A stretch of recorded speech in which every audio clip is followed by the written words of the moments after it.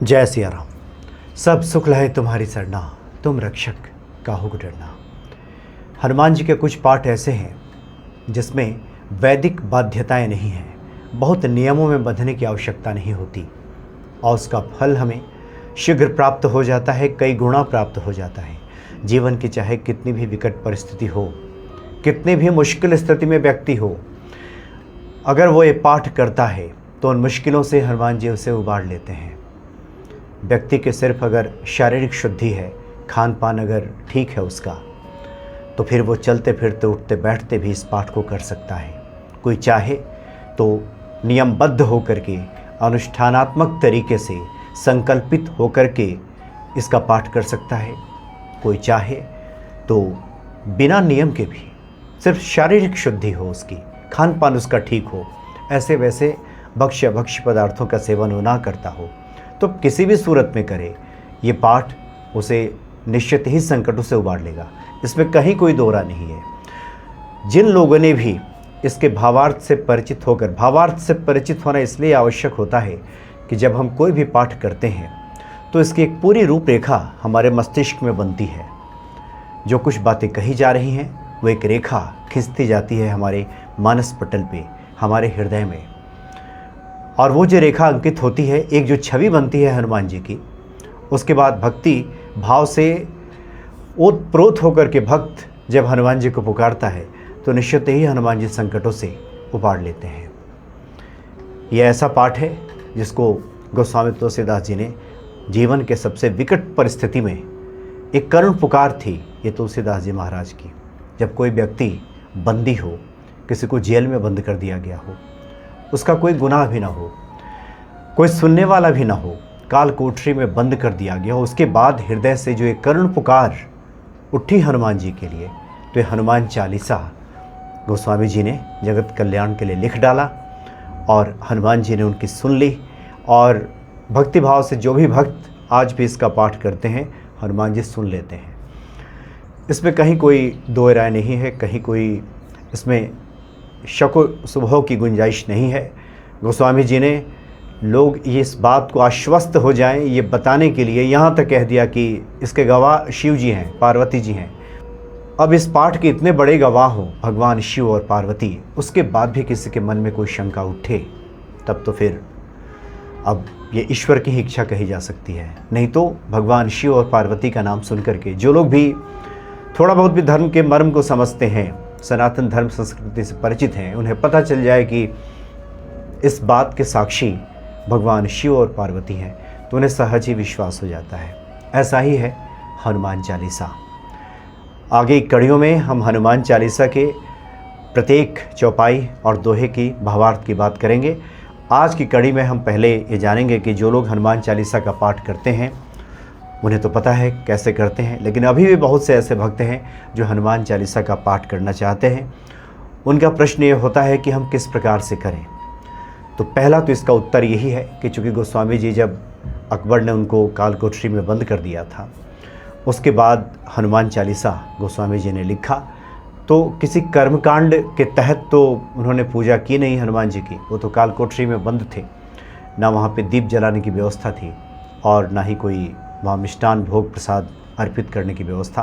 काल कोठरी और वो मुग़लों का समय समझा जा सकता है कि कितना अंधेरा रहा होगा उस काल कोठरी में, बहुत विपरीत परिस्थिति रही होगी।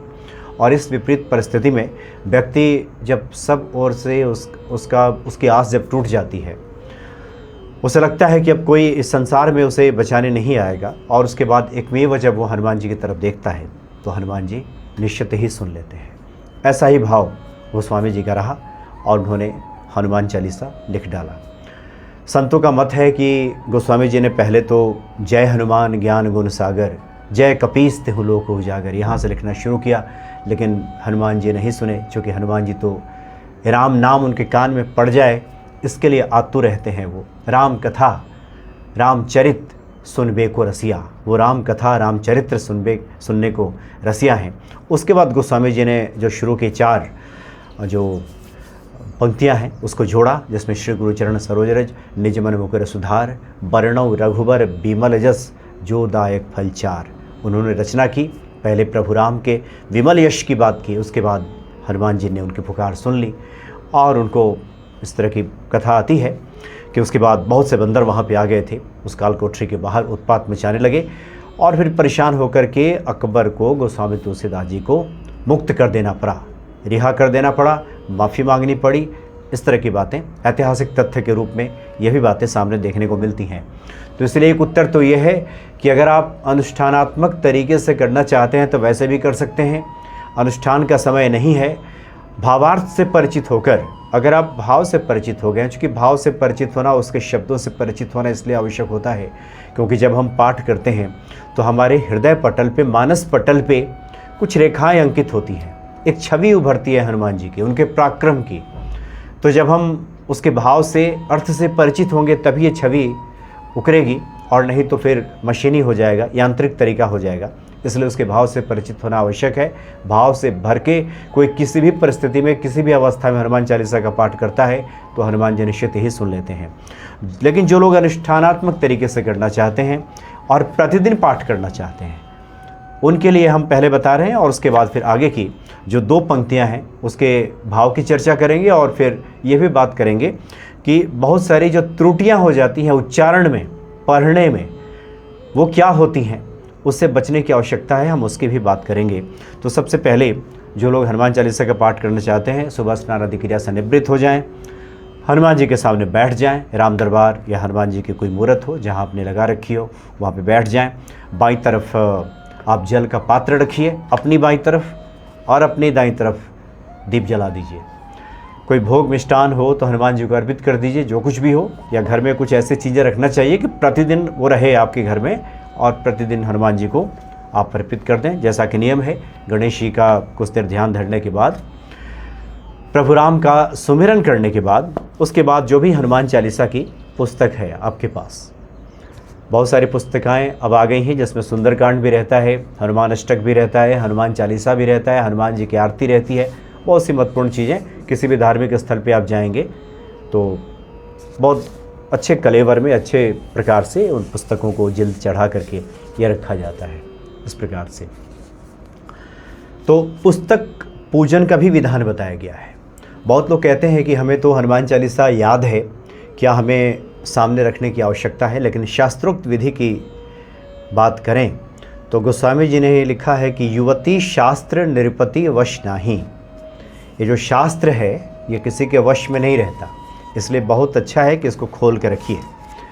क्या पता बीच में कुछ विस्मरण हो जाए, भूल जाए तो फिर पता ही नहीं चलेगा, इसलिए खोल के रखिए। किसी के अधीन नहीं है शास्त्र, शास्त्र राजा ये किसी के अधीन नहीं है, इसीलिए आप सामने खोल कर रखिए। तो पहले पुस्तक पूजन का विधान है, इसलिए संक्षिप्त पूजन कर लें, हाथ जोड़ करके, कोई फूल हो तो चढ़ा लें, थोड़ा सा जल छिड़क दें, प्रणाम कर लें कि हनुमान जी का हम हनुमान चालीसा का पाठ करने जा रहे हैं, और उसके बाद फिर हनुमान चालीसा का पाठ शुरू करें।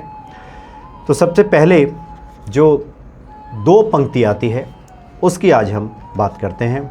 उसमें जो पहली जो 2 पंक्ति हैं वो ये है, जो लिखा रहता है हम उसकी बात कर रहे हैं। जो लिखा रहता है, लिखा क्या रहता है?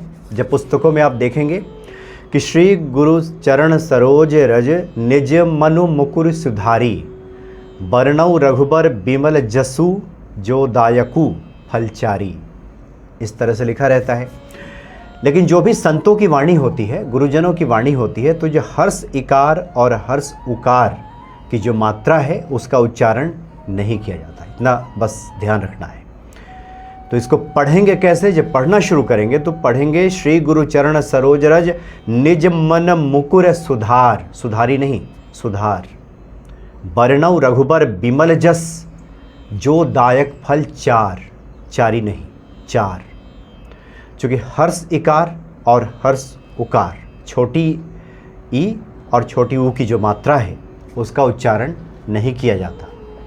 इसलिए जब भी आप हनुमान चालीसा का पाठ करें तो इत्मीनान से बैठ करके, और बहुत तेज़ गति से नहीं। बहुत से लोगों को हमने देखा है कि बस उनको खाना पूर्ति भर करना होता है कई बार, इस तरह की बातें, या फिर समझ में नहीं आता, उन्हें लगता है कि आज अगर हमने हनुमान चालीसा नहीं किया और समय भी कम है तो क्या पता हनुमान जी कहीं रुष्ट न हो जाए, कहीं नाराज़ न हो जाए। ऐसी बात नहीं है। इसलिए बहुत तेज़ गति से पढ़ने की आवश्यकता नहीं है। अब कुछ लोग तो इतनी तेज़ गति से पढ़ते हैं, जैसे हमने स्वयं देखा है कि श्री गुरु चरण सरोज निबन को सुधार वर्ण और अखबारी में सजोदायक फलचार, इतनी तेज़ गति से पढ़ते हैं कि पता ही नहीं चलता कि क्या उच्चारण है। सुंदरकांड का पाठ भी बहुत से लोग करते हैं या कराते हैं। आप ध्यान से सुनिए, अगर आप पुस्तक हाथ में ना ले तो पकड़ में ही नहीं आएगा कि क्या शब्द कहा गया है। इसलिए जिन शब्दों का हम उच्चारण कर रहे हैं वो बिल्कुल स्पष्ट होने चाहिए, स्पष्ट, एक एक मात्रा का उच्चारण होना चाहिए। अब जो लोग अवधी भाषा से परिचित नहीं हैं, वो उनके मन में प्रश्न उठ सकता है कि फिर हम तो गलतियां करते हैं तो फिर क्या होगा। तो उनके लिए यह है कि आप भाव से परिचित हो जाइए। शुरू में उच्चारण की त्रुटि अगर हो भी रही है, भाव हमारे ठीक हैं तो क्षम्य होता है, लेकिन धीरे धीरे अपेक्षा की जाती है कि किसी व्यक्ति के साथ बैठ करके जो जानने वाले हों उनसे समझ करके आप उसको ठीक कर लें। अब इसका मतलब नहीं कि हमेशा आप अशुद्ध उच्चारण के साथ पढ़ें, तब उसका भावार्थ आप सही समझ में आएगा और उसका सही प्रतिफल हमें प्राप्त होगा। तो पढ़ना है श्री गुरुचरण सरोज रज निज मन मुकुर सुधार, बरनौ रघुबर बिमल जस जो दायक फलचार। अब गोस्वामी जी ने सबसे पहले गुरु की महिमा गाई है और गुरु महिमा के पहले श्री कहा है, श्री गुरु। ये जो श्री हैं ये साक्षात महालक्ष्मी हैं। श्री भगवान कृष्ण स्वयं कहते हैं कि श्री यानी राधा के बिना मैं श्रीहीन हो जाता हूँ। वो जो श्री हैं वो साक्षात लक्ष्मी हैं। इसलिए गोस्वामी जी ने जब राम, लक्ष्मण जी और सीता जी की चर्चा की है तो कहा है कि ये तीनों जब एक साथ निकले हैं, जब जा रहे हैं, तो ऐसा लग रहा है कि ब्रह्म और जीव के बीच में माया सुशोभित हो रही है। यानी ब्रह्म भगवान राम, लक्ष्मण जी जीव, और बीच में जो माता सीता चल रही हैं उनको माया कह करके संबोधित किया है गोस्वामी जी ने। जिस प्रकार से ब्रह्म और जीव के बीच में माया सुशोभित होती है, उसी प्रकार से राम और लक्ष्मण के बीच में सीता जी सुशोभित हो रही हैं। तो ये जो सीता जी हैं ये श्री हैं। एक दूसरे अर्थ में कह सकते हैं कि जो भी सांसारिक जो चीज़ें हैं, जो वस्तुएं हैं, जो सुख संपदा है, इसकी प्राप्ति तभी होगी जब हम श्रीमान होंगे। श्रीहीन जो हो जाते हैं उनके जीवन में दुख दारिद्र्य आ जाता है। जो श्री से संयुक्त हैं, इसलिए किसी व्यक्ति के नाम के सामने आगे श्री लगाया जाता है। और जो श्री है ये मति का भी परिचायक है। मति एक अच्छी बुद्धि, इसलिए देखिएगा महिलाओं के उसमें नाम के पहले श्रीमती भी उसको उच्चारित किया जाता है। तो श्री का संबंध अच्छी बुद्धि से भी है। तो उन्होंने कहा है गोस्वामी जी ने कि श्री गुरु, जो गुरु हैं, जो श्री के सदृश ही हैं, यानी सब प्रदान करने वाले जो गुरु हैं, श्री गुरु चरण, उनके चरण सरोज कहते हैं कमल को। उनके जो चरण हैं वो कमल के समान हैं और उसका जो रज है, उसकी जो धूल है, यानी गुरु के कमल रूपी चरण की जो धूल है, निज मन मुकुर सुधारी। मुकुरु कहते हैं दर्पण को, मुकुर, मुकुर मतलब दर्पण। मन के दर्पण को साफ करने के लिए गुरु के चरण के रज की धूल की आवश्यकता होती है। क्योंकि कई बार ये होता है, कुछ इस प्रकार के पदार्थ भी होते हैं जैसे कि आईना साफ होता है। पुराने ज़माने में धूल से भी लोग साफ़ करते थे। अभी भी उस पर अगर मॉइस्चर आ जाए, इस तरह की नमी आ जाए, तो बहुत बारीक धूल लेकर के उसको लगा करके साफ़ कर दिया जाए तो आईना चमक उठता है। इसलिए गोस्वामी जी कहते हैं कि जो गुरु हैं उनके जो कमल रूपी जो चरण हैं, उसके धूल से मैं अपने हृदय के मैल को साफ करता हूँ। निजमन मुकुर सुधारी, सुधार यहाँ पढ़ना है, सुधार लिखा रहता है सुधारी, तो मैं उसको साफ करता हूँ। और बरनौ रघुबर बिमल यस, उसके बाद मैं प्रभु राम के बिमल जस का वर्णन करता हूँ। बिमल जस, इसका दो अर्थ है। एक तो है कि प्रभु राम का जो जस है वो बिमल है, प्रभु राम ने का जो जस है वो तो बिमल है, वो कलंकित तो है नहीं। प्रभु राम ने जो मर्यादा रखी, जो कार्य किया, जो उनका चरित्र रहा, वो बिमल है, उसमें किसी प्रकार का कोई दोष नहीं है। और दूसरा अर्थ यह है कि जो लोग प्रभु राम के बिमल जस का गायन करते हैं, जो कि कई बार भक्त उसमें ईश्वर के लीला से परिचित नहीं होने के कारण भक्त भटक जाते हैं, राम जी के ऊपर ही कई प्रकार के आक्षेप लगाना शुरू कर देते हैं। उन्होंने ऐसा क्यों किया, वैसा क्यों किया, ऐसा नहीं करनी चाहिए थी, सीता जी की अग्नि परीक्षा क्यों ले ली, वन में उनको क्यों छोड़ दिया, फिर ऐसा क्यों किया, कैसे भगवान है, इस तरह की जो बातें बीच में आती हैं तो ये क्या करते। इसलिए गोस्वामी जी लिखते हैं कि वर्णव रघुबर बिमल जस, हम प्रभु राम के सिर्फ बिमल जस की बात करते हैं। ये ऐसी वैसी बातें जो लोग करने वाले लोग हैं, इससे कुछ हासिल नहीं होने वाला है। इसलिए जो दायक फल चार, प्रभु राम का जो बिमल जस है, यही 4 प्रकार के पुरुषार्थ हमें प्रदान करेगा, 4 फल देगा, क्योंकि 4 फल हैं, धर्म, अर्थ, काम और मोक्ष। ये सब प्रभु राम का जो बिमल जस है वो देगा। अब हम बिमल जस प्रभु राम का नहीं गाएंगे। इस तरह का दोषारोपण, इस तरह का आक्षेप, ऐसी वैसी बातें जब हम करनी शुरू करते हैं तो गोस्वामी जी के शब्दों को अगर लें तो ऐसे व्यक्ति को 4 फलों की प्राप्ति नहीं होती। इसलिए पहले तो ये आवश्यक है कि गुरु को प्रणाम करके, चूँकि गुरु ही रास्ता दिखाने वाले हैं, जहाँ से आपको मार्ग मिले, जहाँ से मार्ग प्रशस्त हो, जहाँ जो प्रभु राम से जोड़ दे उन्हें ही गुरु मान लें। अगर आपके इस लौकिक जगत में कोई गुरु नहीं है तो हनुमान जी तो साक्षात गुरु हैं। तो जो भी ईश्वर का रास्ता दिखा दे, ईश्वर से जोड़ दे, ईश्वर के प्रति भक्ति बढ़ा दे, वही गुरु है। तो गुरु के कमल रूपी जो चरण है, उस धूल से मैं अपने मन रूपी दर्पण पे जो गंदगी लगी है उसको साफ़ करता हूँ। और उसके बाद जब ये मन की गंदगी साफ़ हो जाएगी, मन जब निर्मल हो जाएगा, तभी प्रभु राम का जो बिमल जस है कोई गा पाएगा, कोई समझ पाएगा, कोई जान पाएगा।